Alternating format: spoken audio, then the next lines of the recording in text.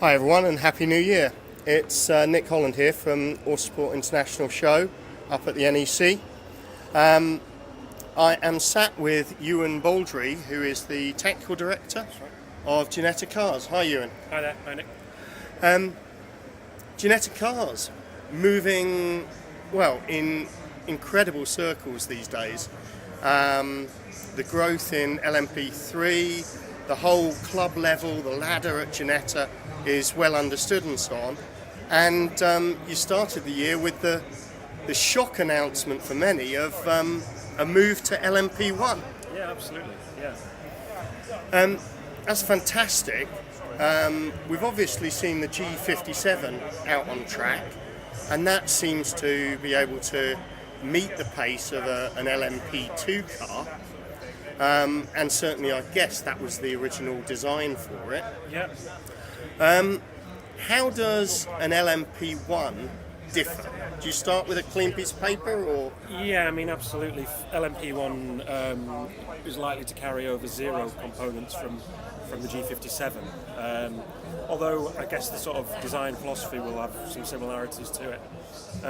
I guess the first thing is that the first sort of starting point that we're given are some templates, as they call them, or garbes as they call them in the ACO technical documentation, which are effectively some blocks, some CAD model blocks that the cockpit has to fit around. So they in effect define minimum shape and size of the cockpit. And as a fundamental thing for an LMP3 chassis that the G57 is based upon, the template is much larger, so the internal space in the LMP3 G57 cockpit is much bigger than a P1. And that's most obviously sort of seen by the windscreen profile. So if you look at a P1, P2 car from the front and compare that with a P3, it's very obvious that the sort of canopy, if you like, is wider. In addition to that, obviously the weight requirements for a P1 car are significantly tighter. Or obviously in P3 it's 930. For G57 we've got down to about 910.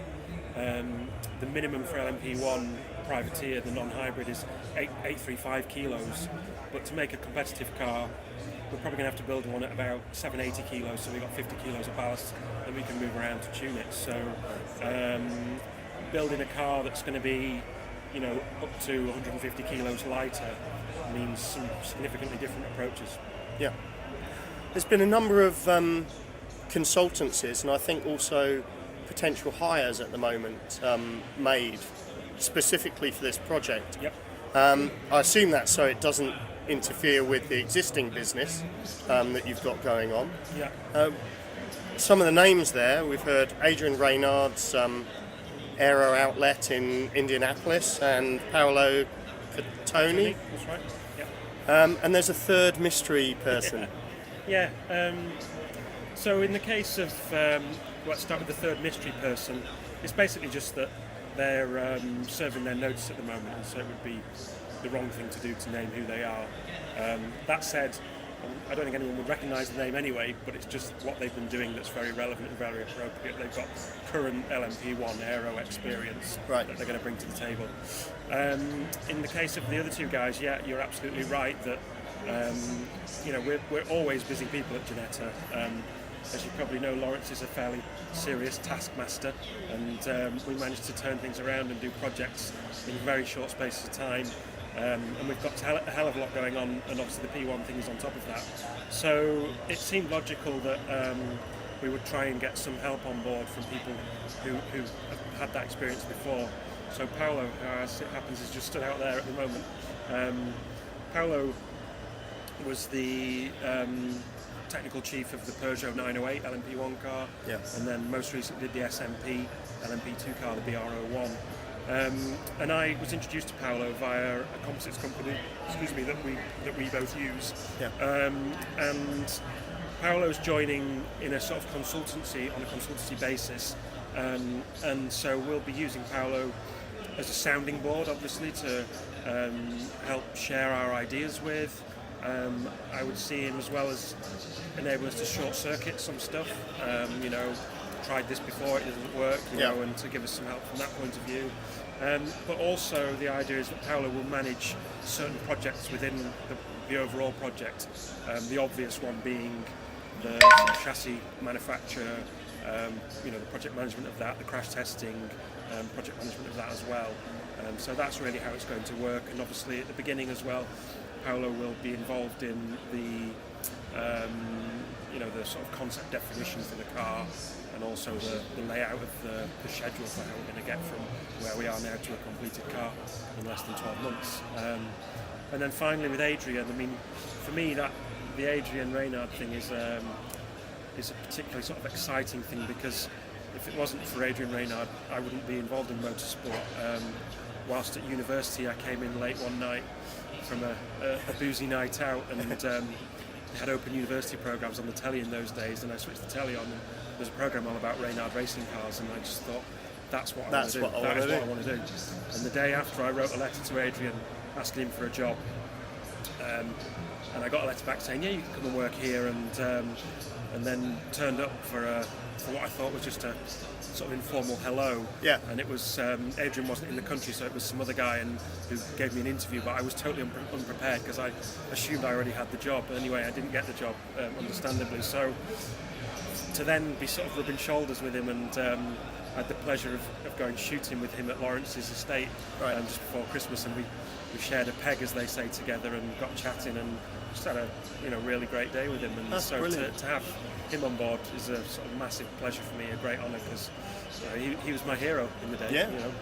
Yeah. Are there, I mean, this is a bit of a naive question on my part, but we obviously, in Europe, we've got our lovely LMP2s. In the US, they've got the wonderful DPI concept. Just thinking of where Adrian's aero base is and so on in Indianapolis, commercially for Ginetta, is there anything in an LMP1 project that can actually lead to a DPI opportunity? Well, I guess that would seem like a fairly obvious potential. The problem at the moment is that with the DPI, you still have to use one of the 4 P2 chassis.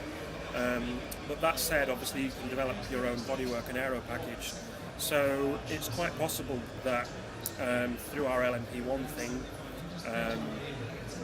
one of the motor manufacturers might be interested in putting their motor into our P1, and then down the line for it to go into a DPI, and so potentially we could build and design a bodywork package to go around one of the 4 P2 chassis manufacturers. Yeah. I guess we're probably more hopeful that as things pan out, things might open up a bit more. So, who knows? Let's wait and see. But, I mean, in terms of Adrian's base over there, in modern times with sort of all the digital facilities that we have, I mean, already, I don't know whether you know, but we've been heavily involved in the Robo-Race project. Right. We've met face-to-face twice with them. We do it all online, sending the CAD backwards and forwards and things like that. With our P3 car, we did all the aero with Toyota in Cologne. We didn't visit them once. Right. We just sent all the CAD files to them. They did the number crunch and sent it back to us. So it's not necessary anymore to be round the corner from somebody. Clearly, when the wind tunnel program starts, then we'll be sending people over there to be involved, and hands-on with that. But again, it's not necessary. They've got video conferencing facilities within the wind tunnel in Indianapolis, so we can effectively watch the test from our own office. So Okay. I think we touched on there in terms of powertrain. Yep. I've heard Mechachrome. Yep. Is that a certainty or? No, so I would say that we are closest to the Mechachrome deal.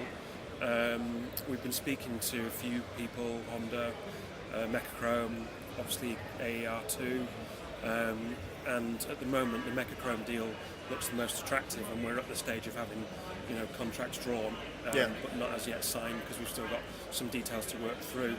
But that really came about. I went to the Cologne, the BMW show in Cologne.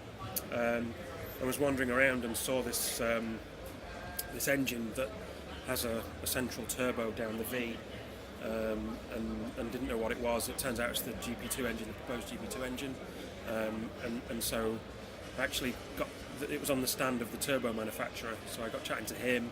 Yeah. He then put me in touch with Bruno at Mechachrome, and we've met on a couple of occasions already and talked things through, and it's something that they're really excited about. The package looks really nice, it looks sensible. The costs that they've come up with look sensible too. So I would say it's highly likely, but it's not a signed deal as yet. Yeah, and I can imagine that a very compact unit like that is attractive for packaging for the car. Yeah. But equally, we're going to want durability from this car, Sure. aren't we? Yeah. Yeah. I mean, they've. I guess the thing about that is that they have already run it at high horsepower as part of their proving of its application and its use for GP2. But having said that, there are things to get around. It's not direct injection currently. Yeah. It would have to be for our application, so that's part of their program. Why is that mandated for your? It's not mandated. It's just that in terms of the performance of a P1 engine, it's all done on fuel flow, so you're allowed a certain amount of fuel per hour, and if you don't go direct injection, you're unlikely to get the levels of efficiency that you need. From direct injection, you get a bit more power, but you also get better efficiency too. Yeah. I have to say, my engine knowledge is not huge. I'd rather they just sort of turned up in a box and you put them in the car, but I'm fairly sure that a non-direct injection engine wouldn't really cut it. So, Yeah. And I mean, just to broaden that, is it likely to be a car that you could actually have multiple different configurations in the back? Yeah, I mean, absolutely. I think from a customer perspective. Yeah, I mean, it makes logical sense for us to build and design the car around a particular engine. But that said, again, due to the cockpit templates that are defined, by definition, you're always going to end up with a package that can take a different variant. Fit within that silhouette. Exactly. The envelope that's left for the engine space would always give you that flexibility. And why are we getting involved in it as a sort of more general question? Well, it seems pretty clear that there's going to be a lull from the manufacturers. Obviously, Audi have gone. Yeah. I don't know, but I would imagine if Toyota won it this year, they would probably call it a day. Who knows about Porsche? But it just seems like a really perfect timing and perfect opportunity to get into that space. And also, because the space has been emptied further by Rebellion pulling away, we've kind of also, really got a sort of clean sheet of paper to go and attack it with. Yeah. And I would really like to think that if we do a good job, then we're also promoting ourselves to the motor manufacturers. Yeah. So perhaps we can end up with a works program out the back of the end of it. Yeah. No, I mean, I've heard it's a 10-car run. Yeah. Is your initial run. Rumoured to be 3 customers already involved, and if each customer is taking 2 cars, then you've got 50% at least of your run sold already. Yeah. Which is great news. Yeah. Do you actually see the potential for competitors, I'm thinking particularly on road or Ligier, also wanting to come into the field? Well, I guess if you sort of look at the patterns, obviously, when we committed to do LMP3, on-road Ligier said we're absolutely definitely not building an LMP3 car. Yeah. Then we did it and obviously had good success with sales, so they quickly followed it.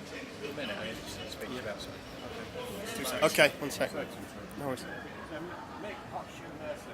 Sorry, 1 moment there. We interrupted by the Lawrence Tomlinson. So we'll be back with you in a couple. Okay, apologies everyone, just a brief interruption there. Ewan's back with us now. I think we were just venturing into talking about the likelihood of competition being drawn in to P1 Privateer through the Ginetta announcement. Yeah, sure. I mean, as I was saying, with the LMP3, we kicked it off, and the other manufacturers sat on the fence, and then once we sort of demonstrated that it was something sensible and viable, then they obviously got involved. I guess it has all the potential that the same will happen with LMP1. I think the thing about Ginetta is, if you excuse the term, I mean, Lawrence is always sort of prepared to go balls deep with these things and make a huge commitment. It's like with I've just come back from Dubai from the first Creventic prototype race in Dubai. and we took 8 cars there, shipped them in a container. It was an absolutely frantic couple of days, not really the way to go racing. You know, we had 4 teams who had never seen the car before running them, and we had at least half the drivers had never driven one before. Yeah. So we had loads of seat fitting to do and loads of fiddling to do, and it was a very sort of tough couple of days. But if you don't make commitment to things like that, then everybody sits on the fence, and these series don't get off the ground. You know? So I think Ginetta's got a great history of if Lawrence says we're doing it, we do it, and we deliver. Yeah. And some nice results there for the likes of Optimum, Absolutely. Motorsport, and I think we're HHC ran a car. Sentry had a great weekend. That was their first weekend with the car. Yeah. They had 2 wins, so no, it was brilliant. Yeah, and I mean those cars, they look awesome on track, and a P1 will only look better. Absolutely. No, I mean we're really excited about it, and obviously we've released some images at the moment that are just purely artistic impressions of what the car will look like. The aero guys are now making a start on the initial surfaces that we'll use for the first CFD runs. You can be sure that it'll be a stunning looking thing. Yeah. Well, we're really impressed to hear the news at Sports Car Global, and we certainly think that Ginetta is making all the right moves to be a global player, right through the categories. We're talking about an organisation that you as a club racer can go and just buy a car off the shelf and take it running, take it racing, and have a full paid up season, and then you can actually progress up that ladder. And people like Charlie Robertson and Mike Simpson are obviously, they've got the opportunity now to go right into the top tier. We're talking about a car that is parallel to a Formula 1 car, and we wish Ginetta every success with that, and we'll be enjoying the journey with you. Cool. Thank you very much. Thanks for your time, Ewan. Cheers.